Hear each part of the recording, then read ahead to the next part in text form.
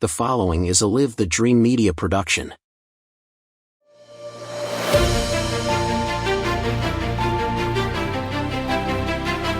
Hello and welcome to the Faith Family Schools podcast with your host, Christopher DeSimone. All right, my friends, welcome back to another episode of Faith, Family, and Schools, America's Road Back. Remember, check out faithfamilyschools.com. If you have any questions or you'd like, Chris thrown off the air, go to info@faithfamilyschools.com and email us. And you can find us, of course, on YouTube, Spotify, Google, and Apple Podcasts. And we are happy to have our first long-distance podcast Zoomer. And it's his name is Thierry Cagianut. He's calling from Zurich, Switzerland. We've been talking about international soccer and other things while we're ready to go. And he is a filmmaker, producer of the movie coming out later this week in the U.S., Mother Teresa and Me. And he's best known for Virgil Bliss, Henry Fool, and The Lost in Love, current president of the Zaria Foundation, and a law partner, don't hold that against them, with the Baldi and Karach. Good morning. Well done. Thanks for having me. Like I'm telling you, it's all those international soccer names have been helping me today. Yeah. So let's talk about before we get to the movie. Mother Teresa and Me is being released when in the United States? So it's being released this Thursday, so 2 days from now, October 5th, nationwide on 800 plus cinemas. By Fathom Release, that's their distributor, and if you want to, you're going to find a cinema near you very easily. You go on fathomevents.com, that's the website, Fathom Events. You're probably aware of them because they do a lot of faith-based movies. We are. And they also do a lot of one-off video performances like operas and things like that on movie theaters. They do a lot with the Metropolitan Opera. They do also revival of classic movie. They do Scarface, I believe, this month. So they have a very varied programming. And you'll immediately see, the upcoming programming. October 5th is like 2 days from now. So you click on Mother Teresa and Me, and then you can give in your town or your zip code, and it will give you the listing of the cinemas closest to you. And then you can click there. Either you just go to the cinema, or you can pre-buy tickets for you, your family, and friends. Fathom, Fathom, events.com. So let's talk about, as your journey through the movie business, and you did these other movies that I mentioned earlier. So talk about, how did you get into the movie business in the first place? Walk us through kind of these three films that are mentioned, and then the road to doing a movie about Mother Teresa, who I feel is this universally known person with this amazing story that is probably one of the most undertold stories in probably cinema history. So I'll try to make it a short answer. But please. I'm a Swiss lawyer by training and a film buff, and we've always been film, aficionado.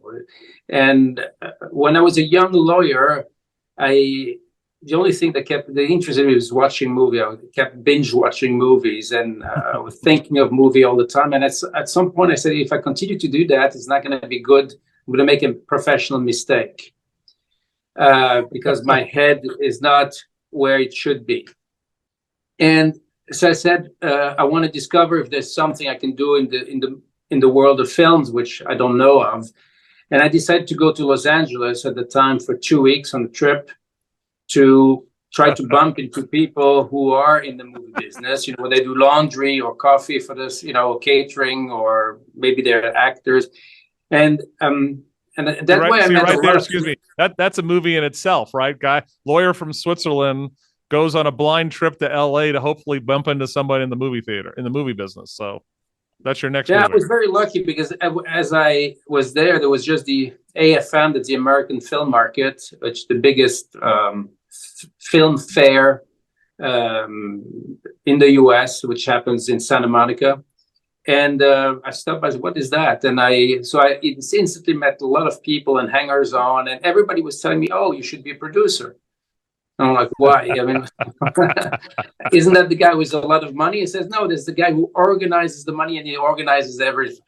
And if you're of a lawyer background, you can do it. And that's the positive American spirit, that you can do it, And so after 2 weeks of you can do it, I was so pumped up. I got back to Switzerland and said, okay, I'm going to do that. And I started preparing for that. Went 9 months later on the interviews, I organized a set of interviews in New York, in Los Angeles. I landed a job in New York in legal and business affairs. It was a small company headed by a producer, director, writer, an extremely talented guy named Hal Hartley. And he hired me to run basically all his legal work and get it organized, because he was churning so many movies. He didn't have the time and he didn't have the money really to do it. So, and would I recognize any Hal Hartley movies? Yeah, I mean, he was considered one of the major influences of independent cinema in the U.S. in the 80s and 90s. It's Gotcha. The Unbelievable Truth, Trust, Simple Mind, Amateur, then Henry Fool that I made with him, Gotcha. The Book of Life, and many others. And he said, well, the rest, everything you need to learn about movie making, you'll learn it working with me. And that's really how I learned making movies, working with him for 5 years. And then I decided to create my own little production company in New York, and did that for a while until like 2009, when we had the big financial crisis, and where all the infrastructure for independent filmmaking fell apart. It's not just the financing, but also the entire distribution network. The small distribution companies like the Miramaxes, that you recall. Sure. They were all first bought up by the studios, and then when the financial crisis happened, they liquidated them because it was a cost-saving measures. And suddenly you had no distributors, or you had new distributors, but who had no money. So you had to give them your movie. They couldn't pay you anything. They couldn't invest in the marketing of the movie. So it ceased to be a business. And then, the DVD business also, which was a major cash cow, ran out at the same time. There was no, it's still, the independent world is still very much in flux, because you have the streamers, and then the rest you take a crapshoot, but you can before you could really have a budget. You could say, this is my plan, this is how much we can sell it to the US, we can sell it international to Japan, France, Germany, etc. And you could at least break even and forecast a profit. And that was enticing to producer. And at that time, in 2009, I met my wife, and I said, well, movie business is no longer the place to be, or not the place, to grow a family, to base a family. Sure. And that's why I decided. What's your favorite part of making a movie? What's the best part of the process for you? Best part of the process is screenwriting. I mean, working with the writers, and also in editing. What's your least favorite part of the process? Raising money. Join the rest of us. Yeah, but that's that's what you need to know. You don't have the one without the other. So let's talk about Mother Teresa and Me. How did this film become part of your life and get on your radar? Well, it's interesting you ask this, because just as I returned from the US and I settled down in Zurich and restarted my legal career, a friend of mine calls me, who's produces documentaries, and says, "Oh, there's these guys. They want to make a motion picture, feature film, and I thought you'd be a good person. They have no clue how to go about it. Why don't you talk to them?" I said, "Okay, sure." And this couple came to me, and they had been in Calcutta and in India, and they were, especially the wife has been deeply moved by the poverty she saw, and especially the children on the streets, and she felt moved compelled to do something. She couldn't just walk away and say, "But what?" And then A day later or so, she's an actress, and she's in somebody's Hollywood producer's office in Bollywood, and there's a big painting of Mother Teresa there.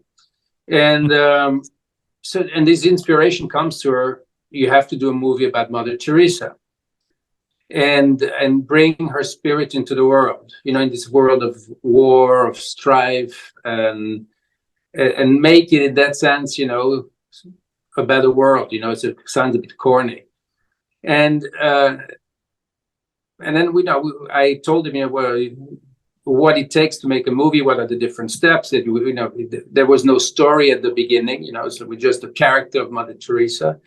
It was a very long story, and then we started working at first on a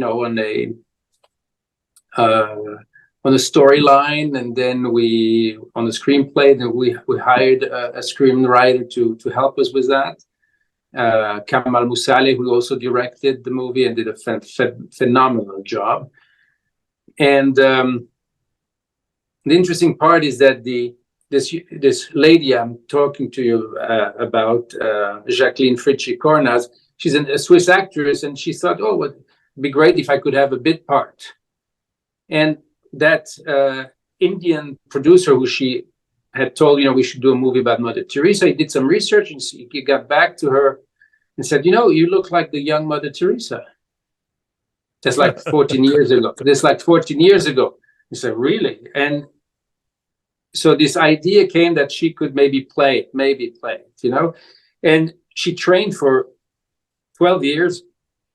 And while we were raising money, working on the screenplay, and she ended up playing Mother Teresa. And did you just say 12 years? Yeah. Wow. Yeah. That's preparation. Well, it's not just preparation, because between the finding the storyline, establishing what is the storyline, and we can discuss it later. It's a complex storyline because we created a fictional character, and we have two strings of stories. One is present day, and we do flashback into Mother Teresa's life. And then, writing the screenplay until, if you don't have a good screenplay, you're never going to have a good movie. If you have a bad recipe, you're not going to get a great dish. And so that's where you have to invest the money and the time, because it's cheap when you do a screenplay. When you're later in the process, it's become, if you're shooting, I remember a movie a few years ago, they shot it for 200 million, and then they had to scrap the third act and rewrite it and reshoot it. I mean, you can do it if you have the studios and you have 100 millions to blow away.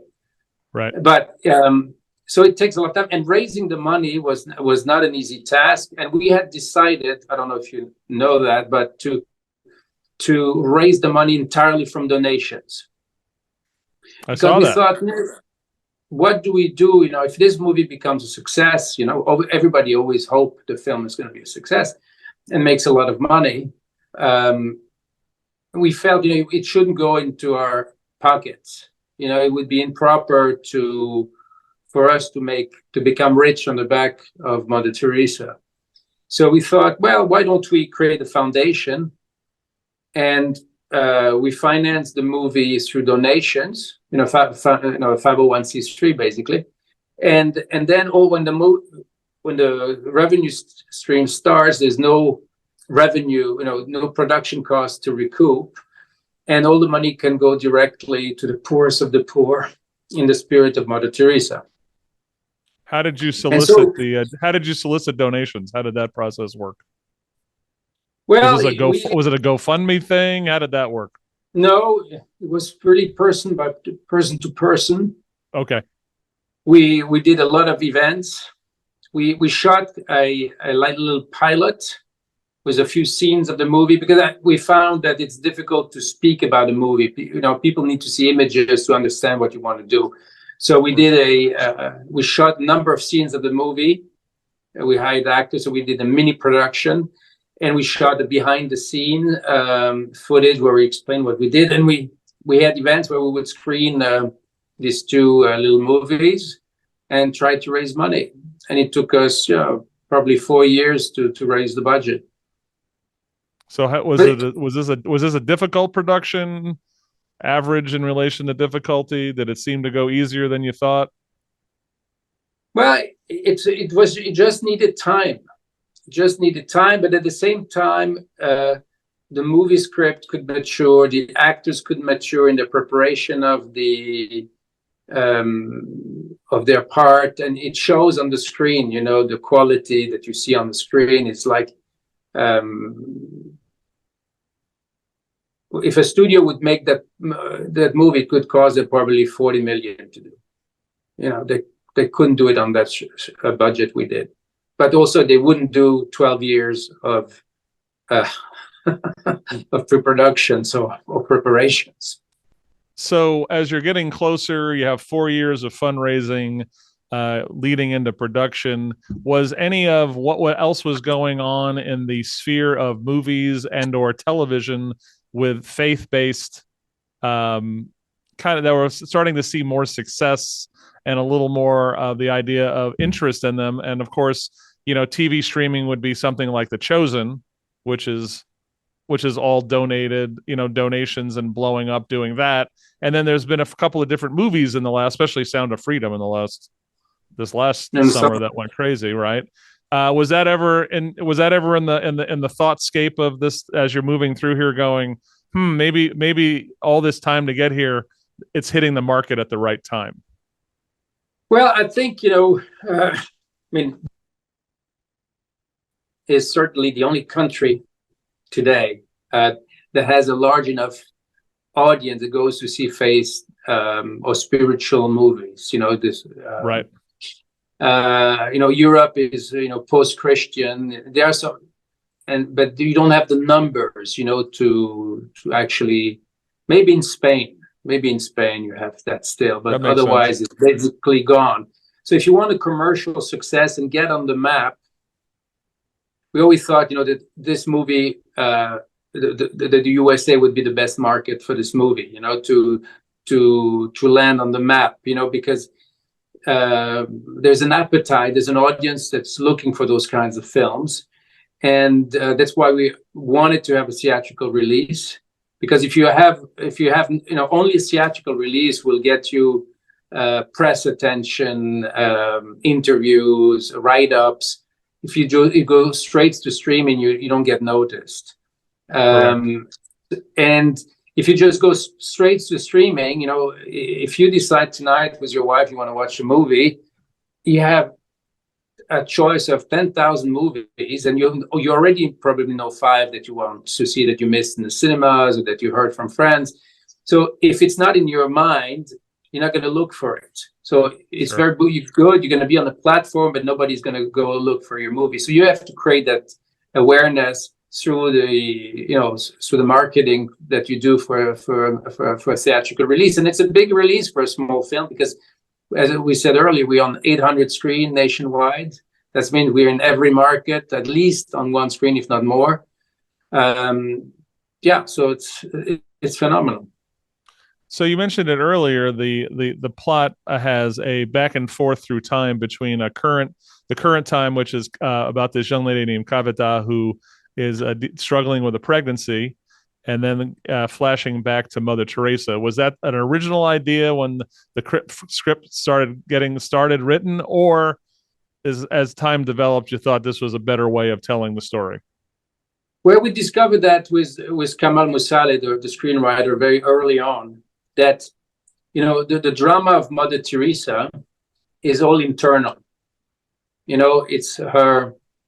And that's what we address in this movie. I don't know if your audience knows about it, but Mother Teresa had what you call the dark night of the soul that mystics experience or have experienced, where they feel this sense of abandonment, by Jesus, and Mother Teresa called it this darkness. All I see is darkness. So she had no connection to God anymore.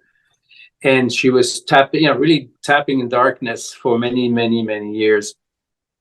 And yet every day she got up on her mission. And internally she went through all kind of emotion, and her daily life was not very dramatic, in terms of if you look at as an arc for a character. It's episodically she does fantastic things, or there's this you can talk about this day or this event, but it doesn't really allow for for an arc in developing the character. And so trust me, I'm a cradle Catholic, and I will tell you, as a guy with Mother Teresa, I only remember her from always she's working with poor people in Calcutta, right? I couldn't tell you about another incident in her life other than doing the small work every day as time went through. That's what I remember. So, St. Francis, Stigmata, Animals, Wolf of Gubbio. We could do a whole bunch of great stories. St. Francis, I need a good movie about him one day. But I can't think of a story of Teresa of Calcutta that stood out. So I understand I feel your pain, and so we thought, I feel your challenge. If we have a character, this other story, and the idea is that through the young woman, contemporary, we discover Mother Teresa, and we see the effect that Mother Teresa has on this young girl today. That allows us to go in and out of Mother Teresa's life where we want to go, and to follow her inner struggle. And so it became more easier to fashion an interesting storyline for the Mother Teresa part of the story. And what's we wanted also, what's the plot device that connects Kavita to Mother Teresa? How are they connected in the story? Well, for that you'll have to watch the movie till the end, because that's not going to be revealed. But Kavita, she's this young Indian woman of Indian descent. She lives in London, and she is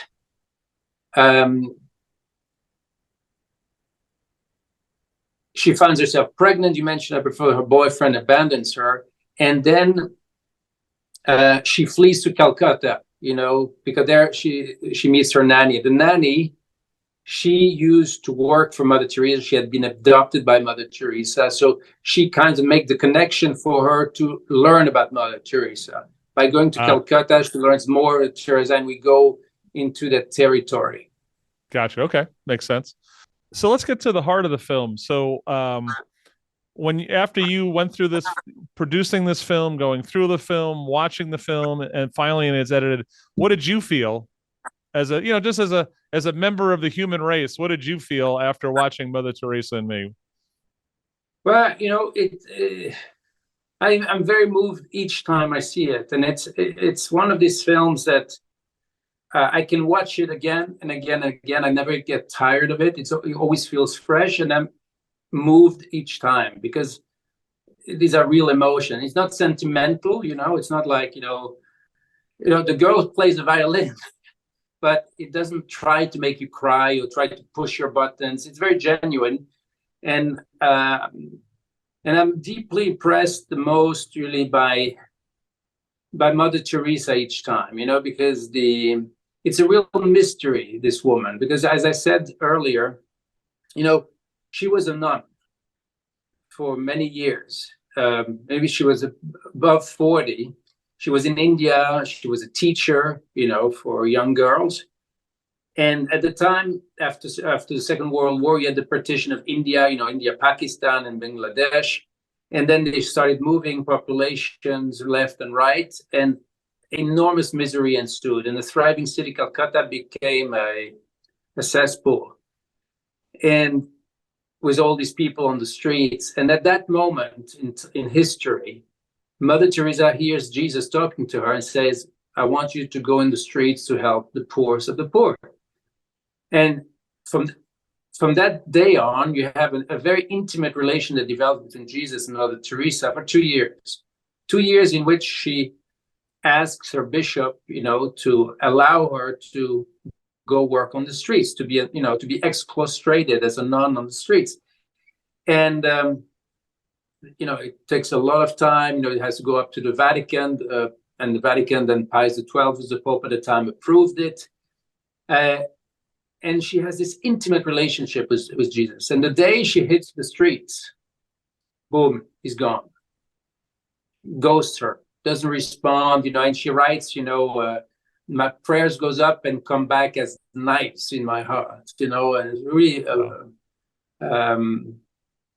brutal language, if you want, and vivid language. And she goes through all kind of state of emotion, and all her life she keeps struggling.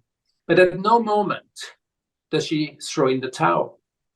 Every day she gets up, she girds herself for battle, for work, to do the mission that she was entrusted with, and does it with joy. She puts a game face on, you could say, to be joyful for the people, so that they don't realize what she's suffering inside. And day after day, months after months, years after years, decade after decade, and and the fruits are showing up. She gets tons of, still today, you have a lot of vocation for her order. They're above more than 5,000 sisters of charity around the world. They're all over the world almost.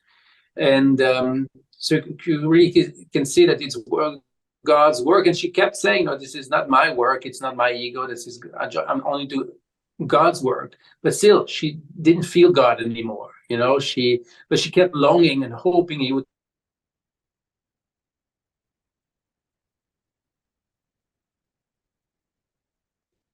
The thing that we can most learn from Mother Teresa, because we all have our crises or tough moments. It can be personal, it can be on the national stage. When you look, we talked earlier about the culture that's sliding and sliding. And say, well, when is it ever going to stop?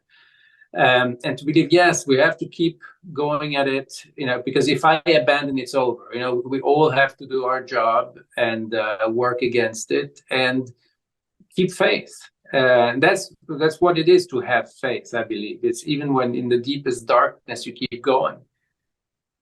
Well, I think we got to keep building up. Filmmakers have that ability to convey these big ideas, and I think holding up people like Mother Teresa in a movie like this is part of building up the culture again. I know I have to watch the movie on Thursday night, fathomevents.com, but is there a payoff for Mother Teresa in the end after all of her darkness?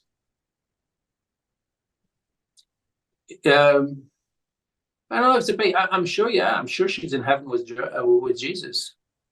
I mean, yep. That's what we all strive for. That's a payoff. Being known by the fruits of your labor, right? And if there's someone who's being known for the fruits of her labor in the 20th century, it'd probably have to be Mother Teresa of Calcutta. Absolutely, and she can emulate. We can. What we wanted to do with this movie is really to inspire people when they see this little lady, what she does, to say, hey, why don't I do something? She said, do little acts of kindness.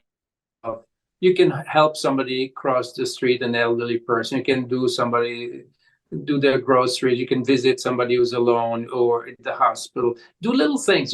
Nobody says you have to create a big foundation, a big... you need a lot of smiling to a person on the street, and recognizing his existence. You restore their human dignity by doing that, and that's what's important. That's what when we each pass each other by, and you look away. If you look at somebody, even if you can't help, but you acknowledge his existence, it's already a gift. Hey, folks, we had a little bit of a technical issue with Thierry's Zoom. I mean, I thought we did pretty good from, Zoom from Switzerland. We're so fancy here at Faith, Family, and Schools. But check out Mother Teresa and Me. It's going to be on 800 screens in America starting this Thursday. And on October... Hold on. I want to get it right. October 5th. So... check out 800 screens. Go to fathomevents.com. And again, we talk about things that are flowing downstream from culture, like we talked with Thierry during the interview. Culture, film, and television is a huge part of culture. And if we can get more of these kind of productions out there. And again, The Chosen's blowing up. Started off as a crowdfunded that all of a sudden blew up on Angel Studios. Now it's on the CW every Sunday night. So I think there's hopefully a wave of people interested in these faith-type movies and television series that'll just hopefully make society better as we move through life. So everyone, have an amazing day. Keep watching for new episodes of Faith, Family, and Schools. Go to faithfamilyschools.com, and of course you can watch it at YouTube, Spotify, Google Podcasts, and Apple Podcasts. Everyone have a great day.